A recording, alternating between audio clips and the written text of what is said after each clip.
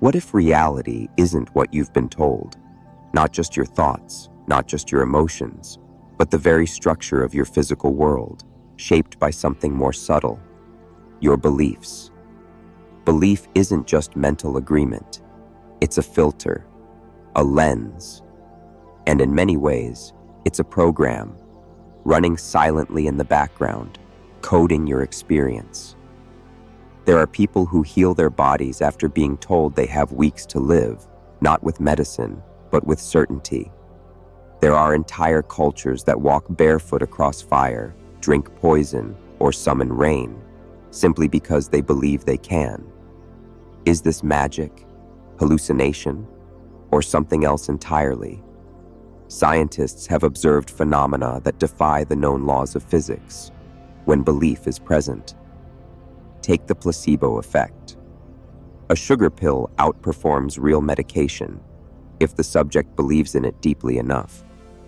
Now ask yourself, what else could be altered by belief that we simply haven't tested? Here's the uncomfortable truth. You may be living inside a reality shaped by beliefs you never consciously chose. And if that's the case, who shaped them? Stick with this. We're about to explore the hidden mechanics of how belief systems don't just color perception. They shape the very blueprint of your external world. And by the end, you'll realize your beliefs may be your most powerful and most dangerous tool. What's the most powerful belief you've ever questioned? Let me know. Your insight might be the spark someone else is waiting for. Imagine two people standing in the same room, looking at the same object. One sees opportunity, the other threat. Same environment, same data, completely different realities. Why? Because belief isn't passive. It actively edits what you see, what you hear, and even what your body is capable of. Neurologists have found that your brain filters billions of bits of information every second based on what it believes is relevant. That means you're not perceiving reality. You're perceiving your version of it. Your belief system determines what you notice, what you ignore, what you attract, and what you unconsciously push away. Have you ever walked into a room and instantly felt judged, even if no one said a word? Or felt completely safe in a place with no logical reason why? That's belief at work, altering not just your perception, but your physiological state. Heart rate, hormones, immune response. Now think bigger. What happens when millions of people share a belief? A culture forms. A language, a law, a shared illusion becomes unshakable truth. And what if that collective belief is wrong? Entire civilizations have collapsed under the weight of unchallenged assumptions. And yet, the next one rises, believing itself immune. If your belief can change your body, your health, your experience of time, what else could it bend? You're not just living in a world, you're helping write its rules. What belief are you ready to rewrite? And if this idea sparked something, you might want to stick around. The next layer will make you question just how solid your world really is. Some people defy gravity, not metaphorically, literally. There are documented cases of monks levitating during deep meditation. Skeptics dismiss them as myths, but eyewitnesses, even scientists, have recorded what they can't explain. In one instance, a child was born immune to fire. He could hold burning coal in his hand and smile. Doctors ran every test imaginable. No anomaly, no mutation. Just one explanation remained. He believed he couldn't be harmed. We often hear, seeing is believing. But what if it's the other way around? Believing might actually cause the seeing. In quantum physics, this is more than philosophy. It's measurable. The observer effect proves that the outcome of an event can be influenced simply by being observed. Particles behave differently when watched. Think about that. At the subatomic level, belief, attention, observation changes what is, not in theory, in experiment. So what happens when you stop believing what they told you is impossible? Could you heal faster? Could you learn quicker? Could you change the way time feels? Maybe the real reason belief has been downplayed for centuries is because it's too powerful. And if a population realized their collective beliefs were scripting reality, who would still be in control? Ask yourself, what have you accepted as fact that might just be a program? The answer may not only surprise you, it may shift the foundation you're standing on. And if you've ever experienced a moment where your belief changed your reality, even slightly, share it. You never know who's listening quietly, looking for a sign. Entire cities have burned, not because of armies or earthquakes, but because enough people believed they would. In 1518, a dancing plague spread through Strasbourg. Dozens danced uncontrollably for days, some until death. No poison, no pathogen, just belief, contagious, unseen, unstoppable. Mass hysteria, placebo, nocebo, different names for one truth. When enough minds agree, reality adjusts. Wars have been fought over invisible lines on maps. Currencies hold value because we believe they do. Even the clock, the very rhythm that governs your day, is an agreement, not a law. Look deeper. The stock market rises and falls not on logic, but on sentiment. Rituals, flags, borders, none exist in nature. But through belief, they acquire power. Now consider this. If belief can collapse economies, trigger healings, and bend biology, what happens when your internal beliefs conflict with the external collective? Ever feel like you're living in a reality that doesn't quite fit? That's not coincidence. It's friction between personal and shared belief fields. And here's the twist. The strongest field usually wins, unless one becomes conscious, aware, awake. That's why ancient schools didn't just teach knowledge. They taught how to manage belief, not as blind faith, but as creative force.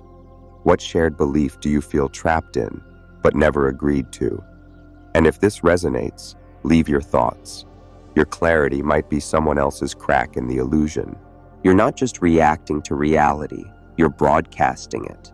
Every belief you carry emits a frequency, subtle but measurable. It influences your choices, your relationships, even the opportunities that seem to coincidentally appear. When someone expects rejection, they move differently, speak cautiously, avoid eye contact, and the world responds with rejection. Self-fulfilling prophecy? No. It's belief scripting behavior, behavior shaping experience. But here's the key most people miss. You can reprogram belief if you understand how it's formed. Belief isn't logic, it's repetition plus emotion.